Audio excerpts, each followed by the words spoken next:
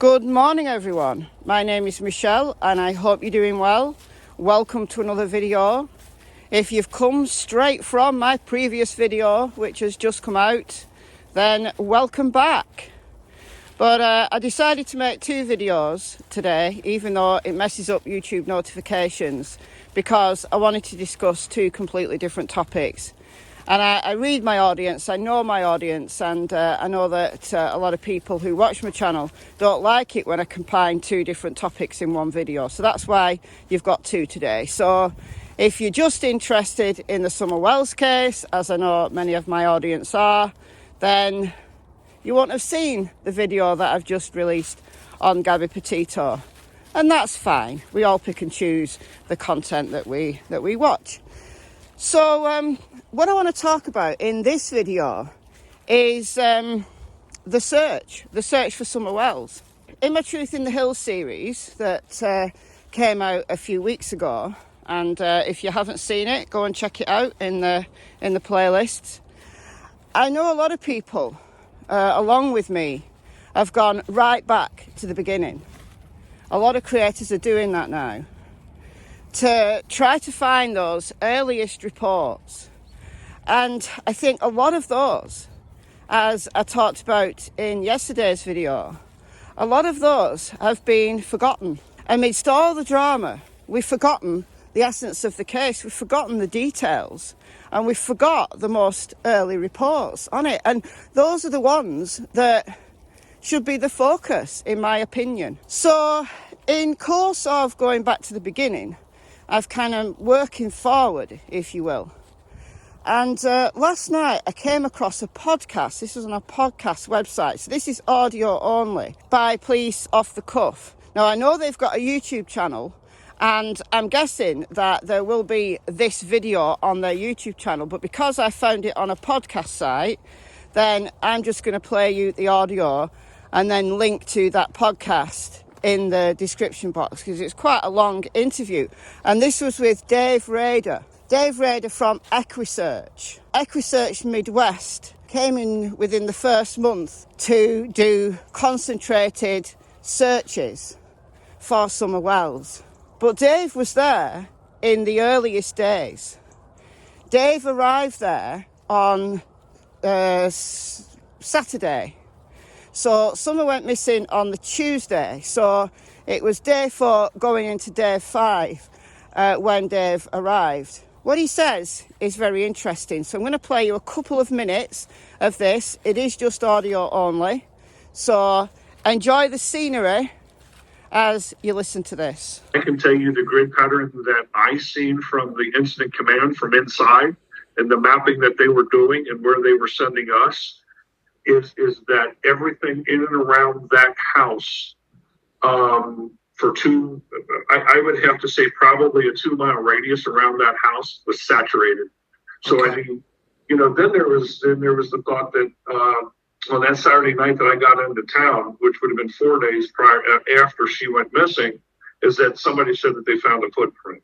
Now, I don't know the truth about that, but they had TBI, FBI.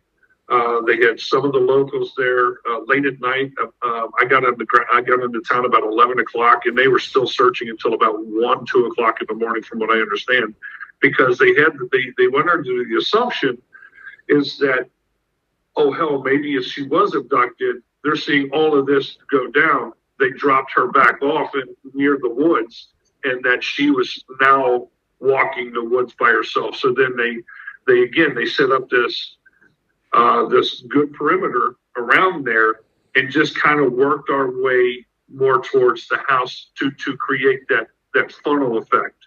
Okay. And we followed creeks. There wasn't a damn stone unturned. I can't imagine. It sounds like the initial search was concentrated close to the home, I guess with the belief that either she had wandered off or she was somewhere close. That's basically what you're telling me. I mean, if we analyze what you just said. Right. So basically what you do in a search scenario is that if the mother, in this case Candace, sits there and says, hey, my daughter walked away, you always go from the point last seen. Sure. And you just saturate the piss out of that area. And again, as the investigation goes on, that's when things start to turn, that you might have to shift your search strategy per se, to expanding that circle depending on the scenario and what the investigation points and leads to. Interesting, isn't it? These little gems that have been out there for months, that amidst all of the conspiracy theories and all of the drama, we've forgotten the details. So there's two things here that I want to remind people of from Dave Rader. And I think Dave Rader is a trusted, reliable source about what was actually going on in that first week. And he said that that area had been saturated by searches in a 2-mile radius of the house. This was in the first week. Saturated. So if Summer had been within a 2-mile radius, I am really confident that they would have found her. So I think this puts to bed any talk about her being hidden in a septic tank.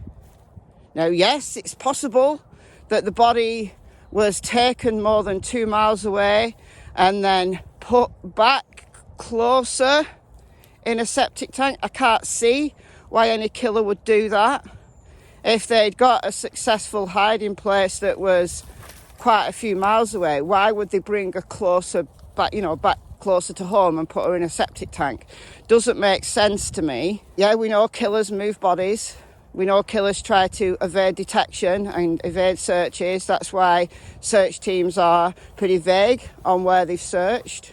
Because if they release where they've searched, then a killer can come along and hide a body there because they know that area's been cleared. We know from Captain Tim Coote from the Churchill Rescue Squad that they went out, I think it was a 4.5-mile radius by the end of the second week. So that's a lot of area, but it's only a fraction of the area of just that one mountain that Summer lives on. Summer lives at the beginning of just one hollow, Ben Hill Road. She lives on a hill, a small hill, at the beginning of that hollow.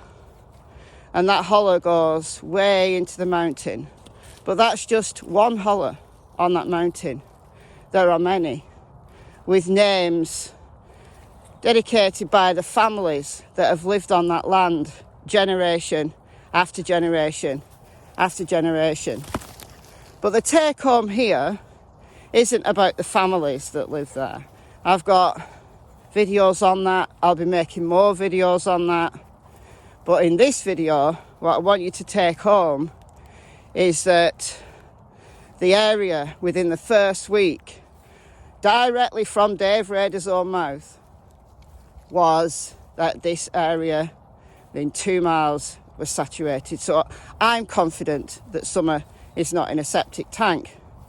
I'm also confident she's not within a 2-mile radius. However, something else that he said was very, very interesting was about the footprints. Now, a lot of people don't believe that these footprints exist because they haven't officially been talked about by the TBI and the FBI. But this is an ongoing and active investigation. They don't come out with details like that. They don't tell you when they find things. It's part of the investigation. Now, we know from Don Wells that search dogs hit on a trail on the property. He says the dog trail. We can argue that it wasn't that. But Dave Rader directly talked about the footprints. And he didn't see them directly, so he's just going from what he was told. The search teams, the FBI and the TBI, when these footprints were found, was working on the assumption that Summer had been abducted and then returned to the area and just dropped off. And she was wandering on her own through the woods, up and down the ridges. A terrified little girl. That's what they were expecting to find. Now, it didn't work out that way. They didn't find her because she wasn't there. They exhausted those searches. They came back at the beginning of December and concentrated their search efforts. You know, the drones, the helicopters, the plane was circling round and round and round that area. Now that the leaves are off the trees and the area can be seen more visibly from up above, Dave Rader in this podcast talked about the technology that they have that enables them to do that. They came back and did it all again in that area, just in case they missed anything. But they took those footprints very, very, very seriously. So the neighbour that came out in the first week and said, Summer's footprints have been found on my land, was telling the truth. From Dave Rader's own mouth, the TBI and the FBI concentrated their searches, working on a theory, a hypothesis, that Summer was there. So I'm confident to say Summer was there. Summer was there. But she's not there now. So it was right. They did a really good job in saturating that area, working out from the home. But what Dave said is once they found this footprint, they work back towards home. In grid searches, they start from the place where the person was last seen, which would be, according to the TBI, outside of her home, and they work outwards. But when they found this footprint, they started to work, they tried to funnel in from that area towards home. So, I know some of you don't believe the footprints because you can get off there as well, because they are talked about channels that a lot of people don't like because they see them as pro-wells. But I look at every possible... Tilly, come here. Wow.